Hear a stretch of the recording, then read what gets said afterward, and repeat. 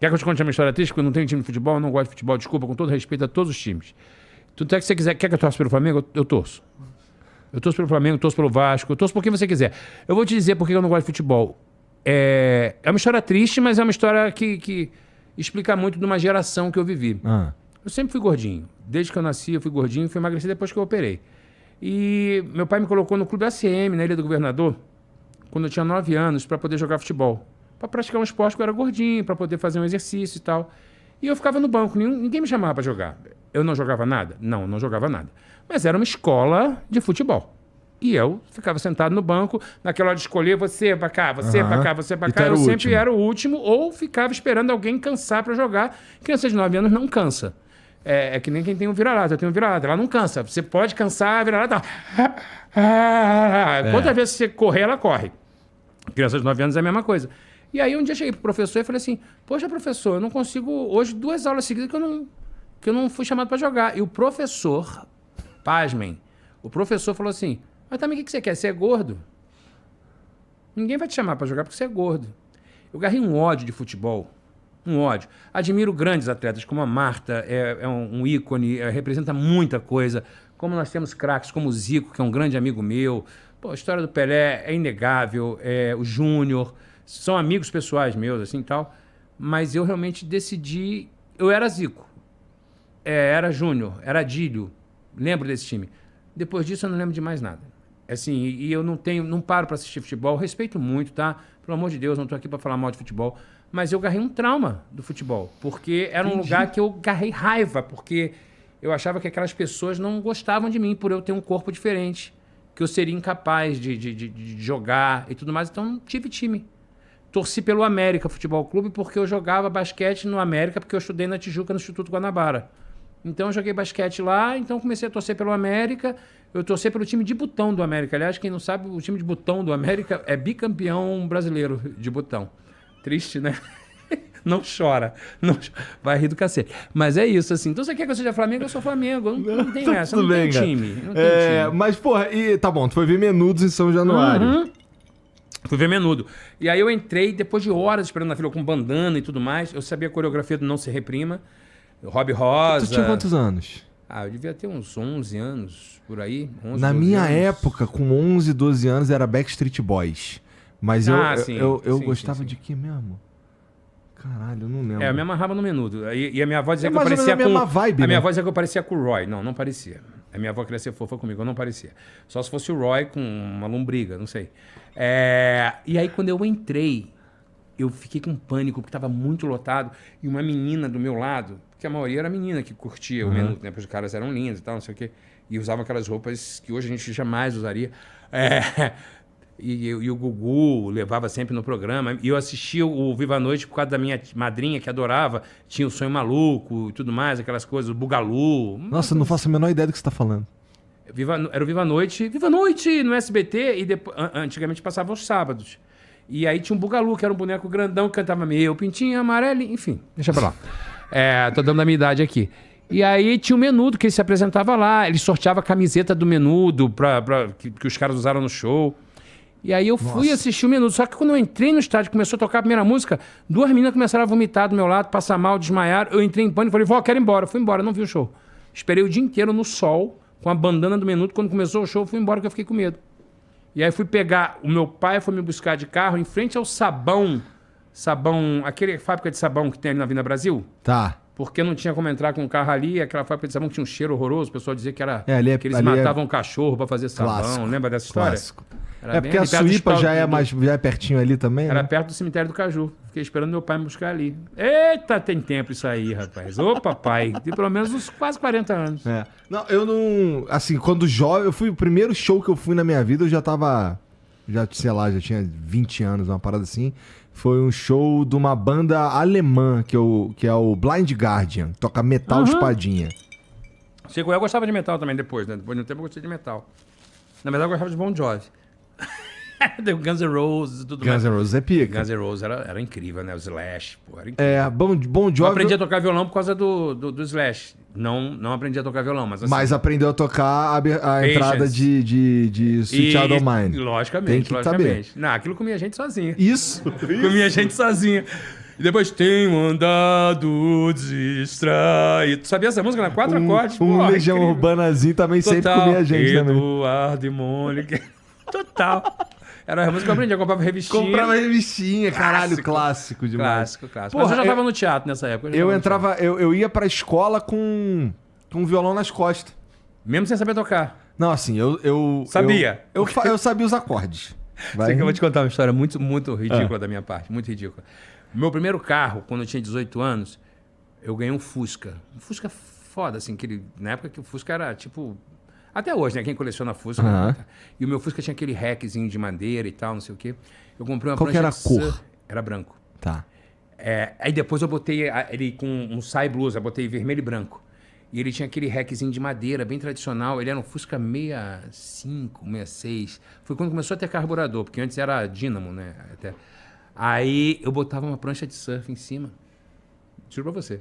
Eu não fazia ideia, não conseguia subir numa prancha. Hoje eu pego onda, mas na época eu não sabia subir numa prancha. Mas eu botava a prancha e parava na praia de Copacabana, que antigamente você podia encostar, e ficava no quiosque parado com a prancha de surf em cima, assim. Aí a pessoa falou assim, não vai entrar hoje? Não, o mar tá meio caído. Tava sempre caído. A prancha nunca saiu do rack. E assim, para as menininhas ficar dando uma olhada, assim, nunca. Nunca. Mas eu achava que um dia ia dar certo. Mas nunca ajudou. Mas tu era... Mas com 18 anos já era ator, então eu inventava história que eu era surfista, fiz uma mecha, fiz uma balaiagem aqui. Puta que pariu, Leandrão. Eu usava calça boca de sino, eu era todo alternativo.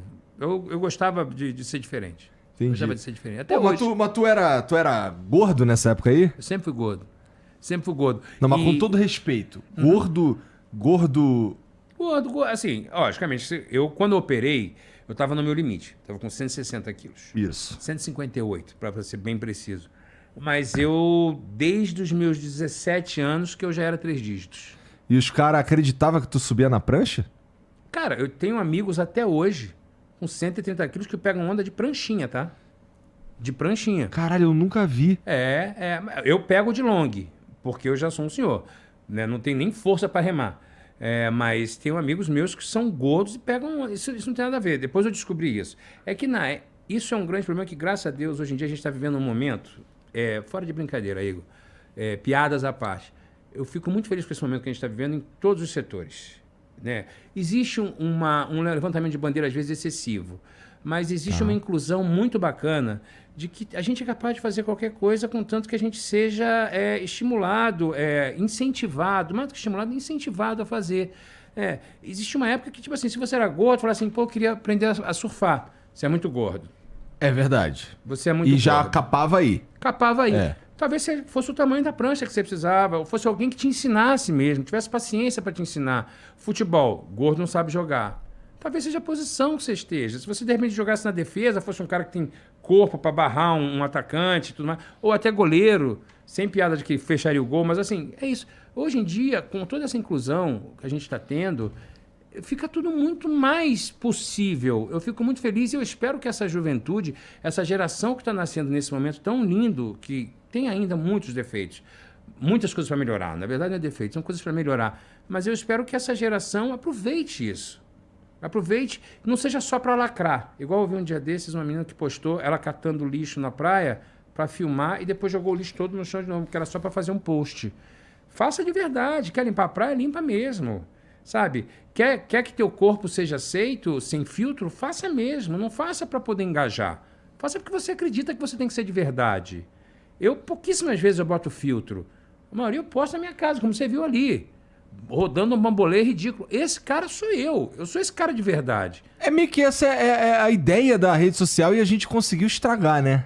No mundo todo, né? Assim, eu quero dizer a humanidade. A gente só imitou o que as pessoas já começaram a fazer.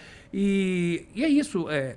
Nós que somos pessoas conhecidas, vamos usar o termo que eu odeio. Somos celebridades, somos famosos e tudo mais. As pessoas acham que a gente vive numa redoma de vidro, que tem 5 seguranças me esperando lá embaixo, com uma taça de champanhe, e que eu vou chegar em casa, vai ter uma banheira de pétalas de rosa, agora no hotel, com 4 pessoas me abanando.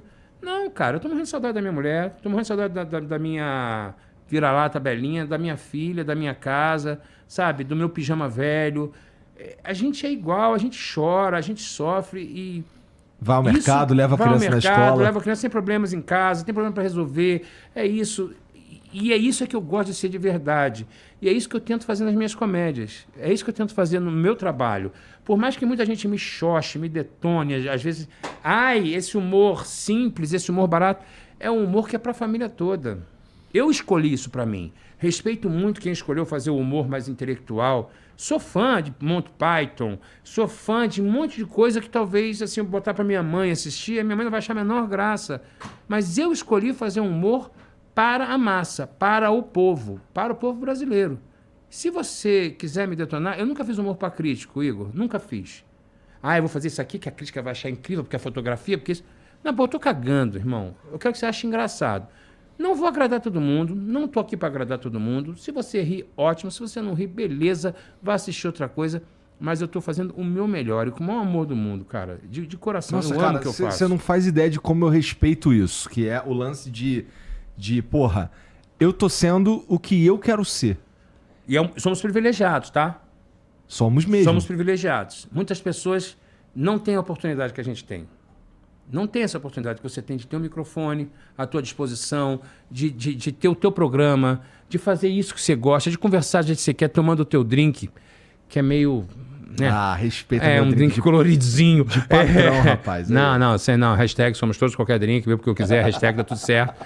Mas, assim, você é um privilegiado, assim como eu sou um privilegiado, e a gente tem mais é que respeitar as pessoas que estão na luta e tudo mais, assim como as pessoas têm que respeitar o caminho que a gente traçou para chegar onde a gente está hoje. Não foi sempre rosa para você. Não foi sempre, opa, o mar de rosa. Tô longe das rosas até. Não, irmão, mas assim, que bom que você tem um canal para você se expressar. Que bom que eu ganhei esse espaço. Mas foi um espaço conquistado e continua sendo. Parece que eu tô fazendo papo de coach aqui, mas não é não, sabe? Assim, Daqui a pouco vai vender um infoproduto. Não, jamais. Mas assim, o que eu digo é o seguinte... Jamais? Cuidado, não, eu vendo. Eu faço uma palestra. Eu tenho uma palestra chamada Pode Rir, que eu tô falando sério, que eu conto um pouco da história da minha vida. Mas o que eu costumo dizer é o seguinte, assim, eu não gosto de vender nada que eu não acredito. Eu gosto de fazer o que eu acredito. Se você chegar para mim e fazer uma pergunta aqui que vai me deixar desconfortável, eu falo assim, cara, não vou te responder, cara, te adoro, mas eu não quero falar sobre esse assunto. Justo. Não quero falar sobre isso, vamos falar de outra coisa. Vamos falar do meu programa, vamos falar isso do BO, vamos falar da minha vida. Agora, falou uma coisa que me incomodou, eu falo assim, pô, velho, não vou falar sobre isso. Ou então eu falo assim, cara, esse assunto me machuca, esse assunto dói, esse assunto eu não falo. E tá tudo bem. Porque a gente é humano, a gente tem sangue correndo aqui. As pessoas têm que entender que isso, nós somos iguais, cara. Cara... Essa porra dessa profissão da gente, muita gente acredita nessa merda, dessa ilusão de que a gente é super-herói, que a gente é especial. A gente não é porra nenhuma. O teatro chama uma peça de obra, ou quando você faz um filme, ou quando você faz uma série, é uma obra que você vai fazer, porque nós somos pedreiros. Todos os meus colegas têm que entender que isso que a gente faz é um trabalho comum. O glamour é 1%. É legal tomar um uísque aqui, é legal ganhar uma camisa, um boné de graça, uma hospedagem no hotel, o cara não cobrar o teu vinho, é legal, mas isso é 1%. 99%, meu irmão, é ralar.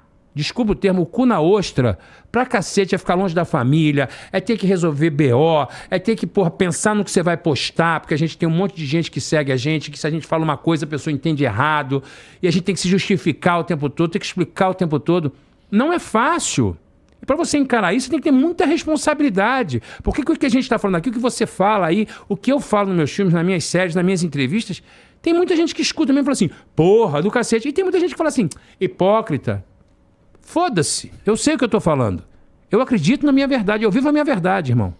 Eu vivo a minha verdade. Isso é o mais importante, na minha opinião, para um ser humano conseguir... E não tô falando nem de trabalhar com o que quer ou fazer o que gosta da vida. Mas é viver a própria verdade. Isso daí só depende das pessoas mesmo, eu acho. Eu concordo com você. A gente vive num país que, assim... Não fazendo crítica pro Brasil, mas assim, falando mesmo, a gente vive num país que a gente tem que agarrar as oportunidades que vêm. Porra, peraí, cara, isso aqui deu certo, deixa eu me agarrar aqui. Porra, mas eu nem gosto tanto, mas peraí, cara. Eu não sei se vai abrir outra porta pra mim. Mas será que a gente precisa matar nossa própria alma pra fazer isso? Jamais. Não, então. Não precisa. Não precisa. E você não precisa fazer uma coisa que você não acredita. Você não precisa fazer uma coisa que você não acredita que te fere. A não ser realmente, às vezes você tem que ficar ali num emprego e tal, que você precisa pagar um período, mas assim, você não precisa dizer que tô feliz. Não, faça o seu trabalho e vai embora pra casa. Cumpra com responsabilidade e com competência. Eu sempre faço isso. Eu já fiz trabalhos que eu odiei. Odiei fazer. Porra, cara, isso aqui é uma merda que eu tô fazendo. Acho ruim. Peça de teatro, então, eu tinha várias vezes assim, pô, tá com peça? Eu falei assim, não vai ver não. Mas eu fazia com a maior competência. Quando eu tava em cena, eu fazia, meu irmão, achando aquilo do caralho. Mas eu falava pro meu amigo, cara, não vai, é chato, não é a tua cara, não vai assistir essa porra. Mas era o meu trabalho, eu tô ali executando uma obra. E fazia aquilo com o maior orgulho, porque eu estou trabalhando. Isso é foda. A gente está trabalhando. Você tá aqui, porra, você tem milhões de pessoas que te assistem. Eu respeito o cara que faz uma live que tem 8 pessoas. Porra, eu também. Outro dia eu me lembro até corrigir minha filha. Minha filha tá vendo, entrou numa live e falou assim, caraca, mas quem tá fazendo uma live? Tem 8 pessoas. Eu falei, cara, tem 8 pessoas assistindo o cara. No teatro eu já fiz peça para 2 pessoas. E já fiz peça para 30 mil pessoas. Num estádio lotado. E eu faço com o mesmo tesão. Saio puto, porque saí sem um puto quando eu fiz para 2 pessoas, saio. Mas se eu não fizesse para 2 pessoas, eu nunca ia chegar a fazer para 30 mil pessoas. Começa de baixo, irmão. A gente começa assim, ralando. E é isso. Um sucesso não representa que você continua sendo um sucesso.